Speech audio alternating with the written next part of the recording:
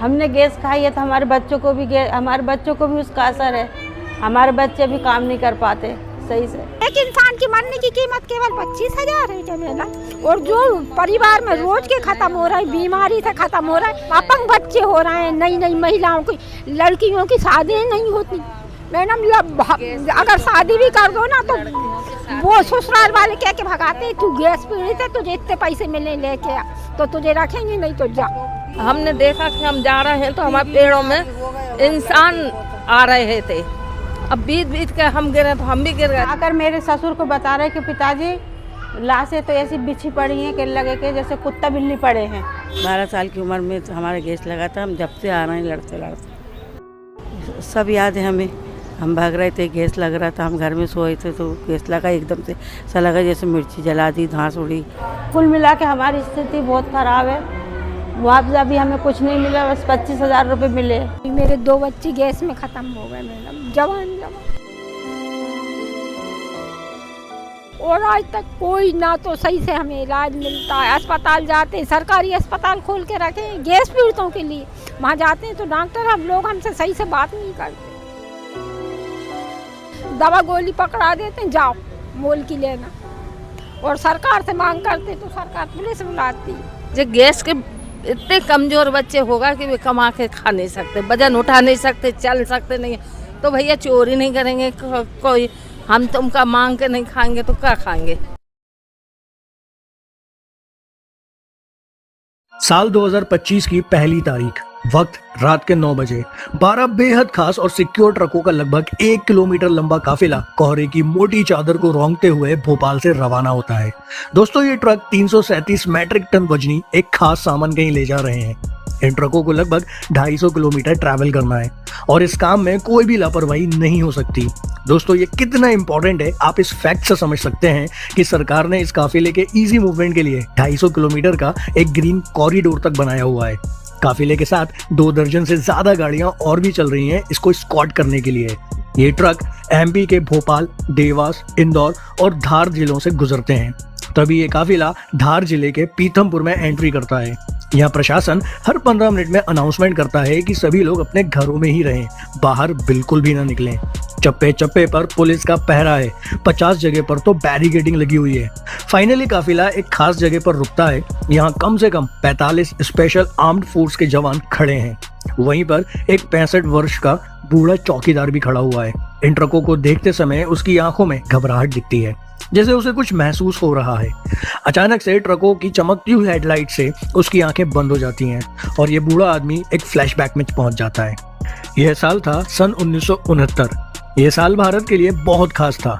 इसी साल 19 जुलाई को प्रधानमंत्री इंदिरा गांधी ने 14 बैंकों का राष्ट्रीयकरण करके सबको चौंका दिया था। इसी साल इसरो बना था। इसी साल दादा साहेब फाल्के पुरस्कार की शुरुआत हुई थी। इसी साल सदी के महानायक अमिताभ बच्चन की महानायक बनने की पहली यात्रा शुरू हुई थी। इसी साल विदेशी विवाह अधिनियम भी बना था, जिसका मकसद था कि अगर कोई भारतीय भारत से बाहर शादी करता है या करती है तो उसे मान्यता देना। हालांकि इस अधिनियम के 1 साल पहले राजीव गांधी की शादी एंटोनिया एडविज अल्बीना माइनो से हुई थी, जिनको आज हम सोनिया गांधी के नाम से जानते हैं। इसी साल 1 मार्च को देश की पहली राजधानी एक्सप्रेस दिल्ली से हावड़ा के बीच शुरू हुई थी और इसी साल दुनिया के सबसे बड़ी इंडस्ट्रियल डिजास्टर की बुनियाद रखी गई थी। 1969 में ही भोपाल में यूनियन कार्बाइड इंडिया लिमिटेड शुरू हुई थी। किसे पता था कि सिर्फ 15 साल बाद ये केमिकल प्लांट हजारों लोगों की मौत का कारण बन जाएगी। बूढ़े व्यक्ति को याद आता है कि ये डिजास्टर अचानक नहीं हुई थी, इस डिजास्टर को बुलाया गया था। दरअसल दोस्तों, शंका थी कि इसमें कुछ लोगों का हाथ था। आरोप था कि फैक्ट्री के मैनेजमेंट ने सेफ्टी के लेवल पर घोर लापरवाही दिखाई और डिजास्टर को इनएविटेबल बना दिया। मैं आज कहना चाहती हूँ आपसे, ये मौत भोपाल में उस दिन अचानक नहीं बरसी थी। ये मौत ऊपर से आकर टपक नहीं पड़ी थी। इस मौत ने दरवाजा खटखटा कर कहा था इस फैक्ट्री वालों को, दस्तक दे देकर कहा था 3 साल तक कि तुम्हारे द्वार पर आकर खड़ी हूँ, अगर मुझे लौटा सकते हो तो लौटा दो। अगर अंदर प्रवेश कर गई तो मैं हजारों को लील जाऊंगी। यानी इस फैक्ट्री के द्वारा हजारों मासूमों की हत्या की कहानी पहले ही लिखी जा चुकी थी। इंतजार था सिर्फ वक्त का। वह वक्त आया और उसने भोपाल को कभी न भूलने वाला जख्म दे दिया। वह बूढ़ा चौकीदार भी उस हादसे को कभी भूल नहीं पाया था, क्योंकि वह इस हादसे का शिकार होने से बाल बाल बच तो गया था, लेकिन उसने कई अपनों को खोया था। और इसका सदमा उसको आज भी है। ट्रकों की हेडलाइट बंद होते ही बूढ़ा आदमी वापस से प्रेजेंट में आता है, लेकिन वे ट्रकों को बहुत ही डरते हुए देखता है, क्योंकि इन ट्रकों में कुछ और नहीं बल्कि उसी मनहूस यूनियन कार्बाइड केमिकल प्लांट का खतरनाक केमिकल वेस्ट है। वो बूढ़ा आदमी एक इंडस्ट्रियल वेस्ट डिस्पोजल फैसिलिटी के बाहर खड़ा था, जहां सारे ट्रक आकर रुके थे और इस वेस्ट को यहीं भस्म करने का प्लान बनाया गया था। लेकिन ये कचरा भस्म नहीं हो पाया, क्योंकि भोर होते ही यहाँ के लोकल लोगों ने वेस्ट को जलाए जाने को लेकर एक बड़ा बवाल काट दिया। विरोध इस कदर हुआ कि कुछ लोगों ने खुद को आग में झोंक तक डाला। इस घटना ने दुनिया की सबसे बड़ी इंडस्ट्रियल डिजास्टर के 40 साल बीत जाने के बाद एक बार फिर से यूनियन कार्बाइड प्लांट को चर्चा में ला दिया है। आखिर कब तक यूनियन कार्बाइड का भूत लोगों को सताता रहेगा? आज की इस वीडियो में बात करेंगे दुनिया की सबसे बड़ी इंडस्ट्रियल डिजास्टर की, भोपाल गैस त्रासदी की। समझेंगे कि कैसे भोपाल में इतनी बड़ी दुर्घटना घट गई, कैसे इस डिजास्टर ने उस समय तो हजारों लोगों की बलि ले ली और आने वाली कई पीढ़ियों को भी खा गई। कौन था जिम्मेदार? क्या जिम्मेदार को सजा मिल पाई? क्या हजारों विक्टिमों को न्याय मिल पाया? आज की सिचुएशन क्या है और इस वेस्ट को जलाए जाने का विरोध क्यों हो रहा है?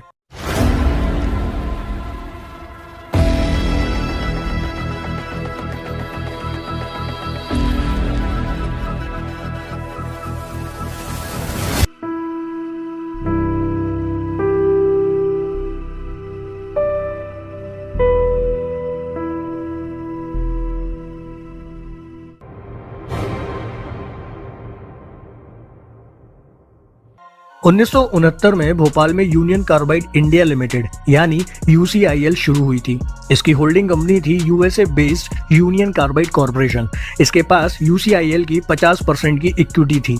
यूनियन कार्बाइड कॉर्पोरेशन का एक बहुत ही फेमस कीटनाशक आता था 7 ब्रांड नेम से। इस वक्त तक भारत में हरित क्रांति अपना जलवा दिखा चुकी थी। फसलों की पैदावार पहले से कई गुना ज्यादा हो रही थी और इन फसलों पर कीटों का खतरा भी पहले से कई ज्यादा हो रहा था। यानी भारत कीटनाशकों के लिए एक बहुत बड़ा मार्केट बनने को तैयार खड़ा था। इसलिए दुनिया की सबसे बड़ी कीटनाशक कंपनी में से एक यूनियन कार्बाइड कॉर्पोरेशन ने यूनियन कार्बाइड इंडिया लिमिटेड को अपना सबसे फेमस कीटनाशक तैयार करने के लिए सेटअप किया। इस कीटनाशक को मिथाइल आइसोसाइनेट यानी MIC और अल्फा नेप्थॉल के रिएक्शन से बनाया जाता था। ये कीटनाशक कीटों के नर्वस सिस्टम पर अटैक करके उनको मारता था। हालांकि उस समय पर अल्फा नेप्थॉल और MIC को स्टील के कंटेनर्स में भरकर अमेरिका से इंपोर्ट किया जाता था और इस फैक्ट्री में केवल इनका फॉर्मुलेशन किया जाता था, यानी इनको मिलाकर 7 नाम का कीटनाशक बनाया जाता था। दोस्तों, ये प्लांट बहुत ही घनी आबादी वाले इलाके के बगल में था और रेलवे स्टेशन से भी ये काफी नजदीक में था। लेकिन उस समय ये सवाल उठने लगे थे कि कैसे एक केमिकल प्लांट को भोपाल शहर के बीचों बीच घनी आबादी में सेटअप करने का अप्रूवल मिल गया। इनफैक्ट 1975 की भोपाल विकास योजना के हिसाब से तो इस प्लांट को घनी आबादी वाले इलाके में होना ही नहीं चाहिए था। इस विकास योजना में तो ये प्रोविजन भी था कि ऐसी खतरनाक केमिकल इंडस्ट्री को शहर के बाहर उस जगह पर सेटअप किया जाना चाहिए जो घनी आबादी वाले इलाकों से बिल्कुल दूर हो। दोस्तों, उस समय एक नियम ये भी था कि रेलवे स्टेशन से 2 किलोमीटर के आसपास पोल्यूशन फैलाने वाले किसी भी प्लांट को सेटअप नहीं किया जा सकता। लेकिन सरप्राइजिंगली यूनियन कार्बाइड कॉर्पोरेशन को सभी मंजूरियां मिलती चली गई और महज 9 साल बाद यानी 1978 में अल्फा नेप्थलीन मैन्युफैक्चरिंग यूनिट बन गई और उसके 1 साल बाद मिथाइल आइसोसाइनेट यूनिट बनकर तैयार भी हो गई। यानी अब वह अल्फा नेप्थॉल और मिथाइल आइसोसाइनेट जो अमेरिका से इंपोर्ट किया जाता था वो भोपाल में ही तैयार होने लग गया था। ये वही मिथाइल आइसोसाइनेट या MIC था जिसने भोपाल में लाशों की ढेर लगा दी थी। लेकिन 1984 की डिजास्टर एकदम से नहीं आई थी। डिजास्टर से पहले कई बार वार्निंग्स भी मिली थी, लेकिन किसी ने भी इन वार्निंग्स पर ध्यान नहीं दिया था। तो आखिर ये वार्निंग्स थी क्या?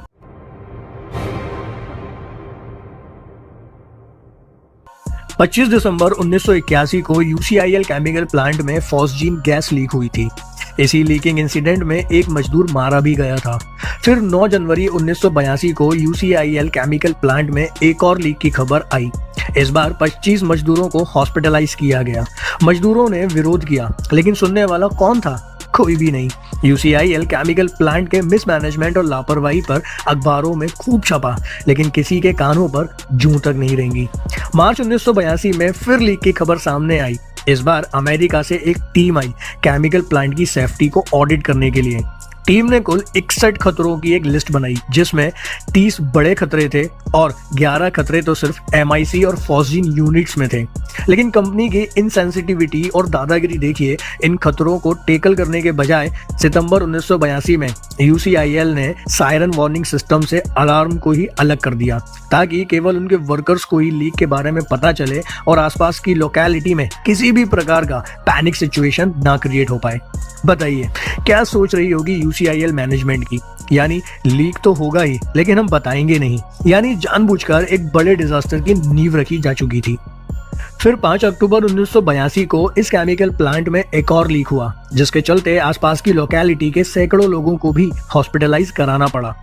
इस बार भोपाल के एक वकील ने UCIL को लीगल नोटिस भी भेजा। नोटिस में साफ तौर पर आरोप लगाया गया था और कहा गया था कि UCIL आसपास के लोगों के लिए मौत का खतरा बन चुका है। लेकिन UCIL ने सभी आरोपों को सिरे से खारिज कर दिया। ऐसा तो होना ही था दोस्तों, क्योंकि भोपाल की डेस्टिनी में तो इससे भी बड़ी त्रासदी का होना लिखा था।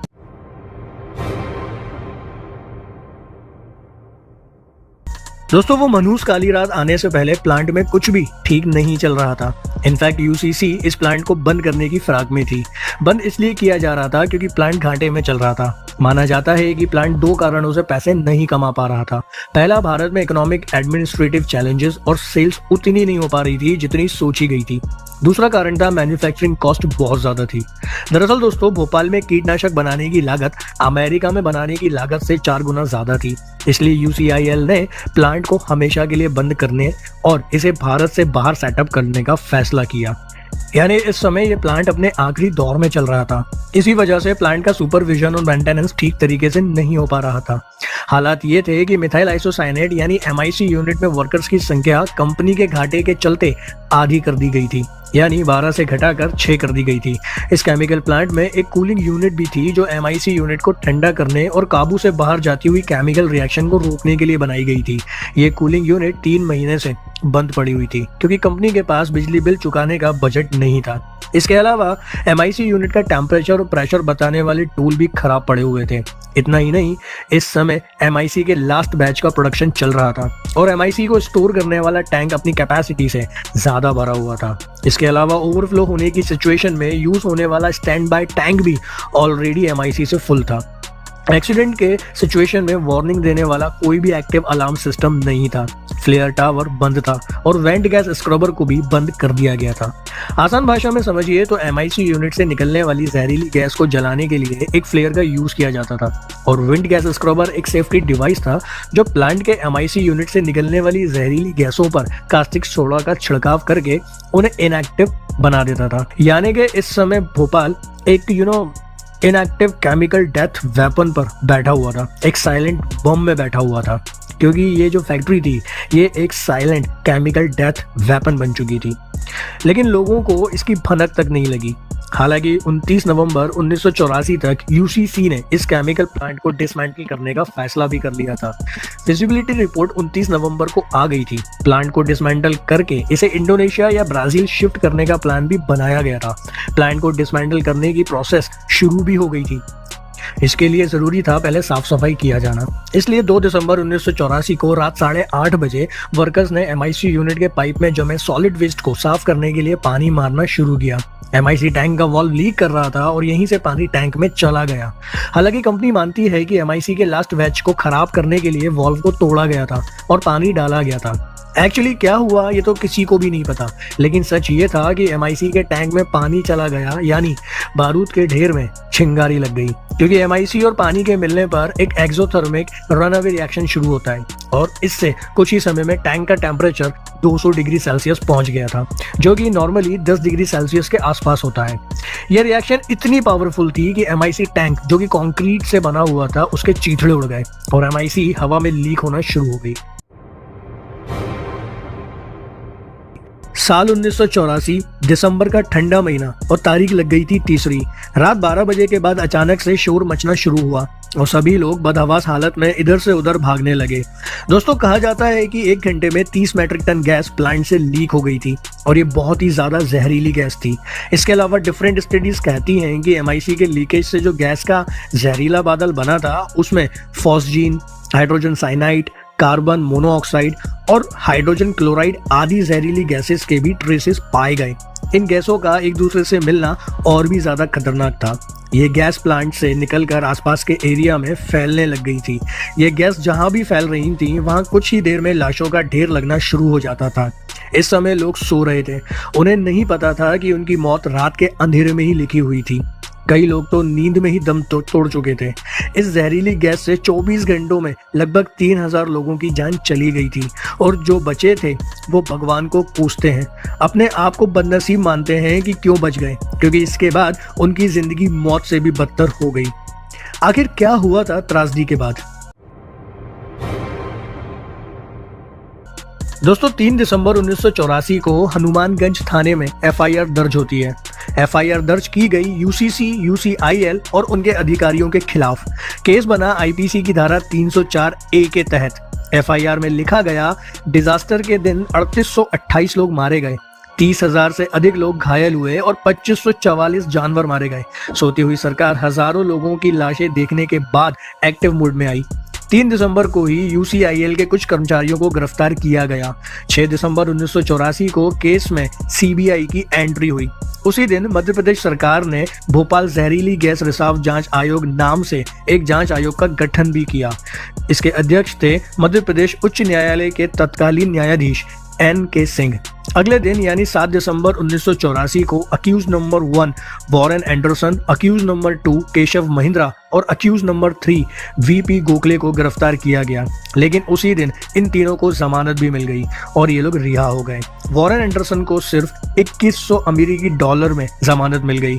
वॉरेन एंडरसन अमेरिकी सिटीजन था और डिजास्टर के टाइम कंपनी का CEO भी यही आदमी था। इसलिए जल्दी जल्दी में खुद मुख्यमंत्री के स्पेशल प्लेन से इसे दिल्ली भेजा गया और वहां से ये अमेरिका भाग गया। बहरहाल इसके बाद विक्टिम्स ने अमेरिकी अदालतों में यूसीसी के खिलाफ लगभग 145 मुकदमे दायर किए।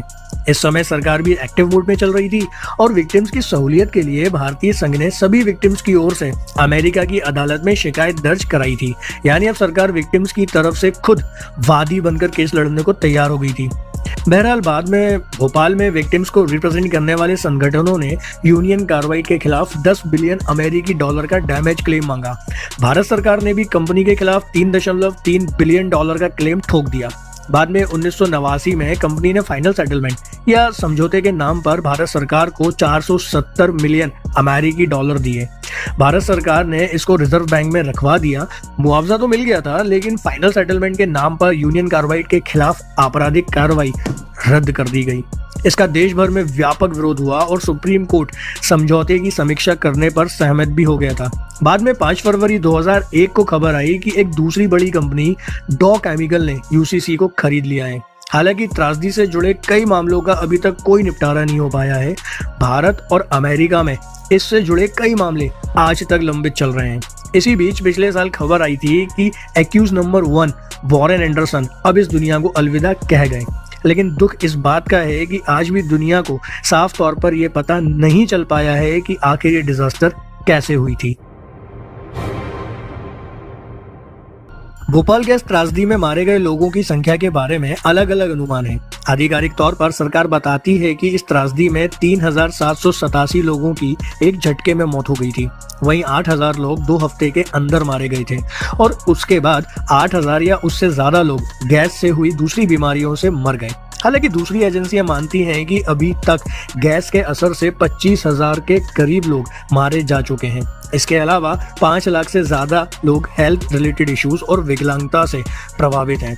यानी किसी को देखना बंद हो गया, किसी के फेफड़ों में इन्फेक्शन हो गया, किसी को लकवा मार गया, किसी को कैंसर हो गया, किसी का इम्यून सिस्टम ही हमेशा के लिए कमजोर हो गया, कई तो जिंदगी भर के लिए विकलांग हो गए।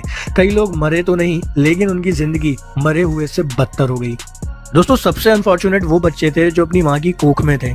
इनका क्या ही कसूर था, इन पर तो दुनियादारी की काली सियाही की छाप ही नहीं लगी। कई बच्चे जन्म ही नहीं ले पाए क्योंकि जहरीली गैस ने उनकी माँ को ही मार दिया। कई पैदा होते ही मर गए और जो बचे उन्हें रेयर बीमारियों ने घेर लिया। एक बच्ची दुर्भाग्य से अभी जिंदा है। मैं यहाँ दुर्भाग्य शब्द का इस्तेमाल इसलिए कर रहा हूँ क्योंकि इस बच्ची को सेरेब्रल पाल्सी हुआ है। सेरेब्रल पाल्सी एक ऐसी मेडिकल कंडीशन है जिसमें ब्रेन बॉडी की मसल के साथ ठीक से कम्युनिकेट नहीं कर पाता, यानी ब्रेन बॉडी के मोटर फंक्शन को कंट्रोल नहीं करता। इस कंडीशन में चलते मेंटल डेवलपमेंट नहीं हो पाता, लकवा मार जाता है, बॉडी पार्ट्स नहीं हिलते, खाने पीने या हाथ उठाने में भी तकलीफ होती है, चलने में भी दिक्कत होती है। इस बच्ची को सेरेब्रल पाल्सी इसलिए हुआ क्योंकि इसकी मां मिथाइल आइसोसाइनेट के संपर्क में आ गई थी, जिसके कारण कोक के अंदर ही बच्ची पर गैस का असर हो गया और इसका डेवलपमेंट प्रभावित हो गया। ऐसे न जाने कितने एग्जाम्पल हैं जो जीते जी मर मर कर जिंदगी काट रहे हैं, जिंदगी काटने को मजबूर हैं। आज भी गैस प्रभावित लोगों के बच्चों में जन्म से ही बहुत बड़ी और बहुत सारी प्रॉब्लम्स देखी जा रही हैं। इसके अलावा दुर्घटना के कारण सामाजिक और आर्थिक समस्याएं तो पैदा हुई ही। फॉर एग्जाम्पल, हादसे के बाद पहले से ही गरीब परिवार और भी गरीब हो गए। कई परिवारों ने अपने एकमात्र कमाने वाले को खो दिया, कईयों ने अपना काम धंधा खो दिया। इसके अलावा यहाँ जो भी यंग विमेन्स गैस से संपर्क में आई, उन्हें शादी के लिए रिश्ते मिलना भी बंद हो गए। मानो MIC ने एक सोशल स्टिग्मा ला दिया। यहाँ रिलीफ वर्क बेहद जरूरी था, इसलिए रिलीफ वर्क की बात करें तो इस महान त्रासदी के 2 दिन बाद ही राज्य सरकार ने रिलीफ वर्क शुरू कर दिया था। जुलाई 1985 में मध्य प्रदेश के वित्त विभाग ने रिलीफ वर्क के लिए लगभग $1,40,00,000 का एक फंड बनाने का डिसीजन लिया।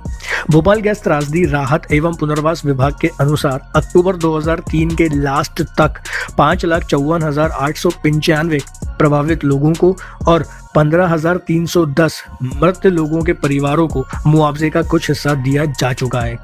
लेकिन आज भी कई विक्टिम्स आरोप लगाते हैं कि मुआवजा जितना मिलना चाहिए था उतना नहीं मिला।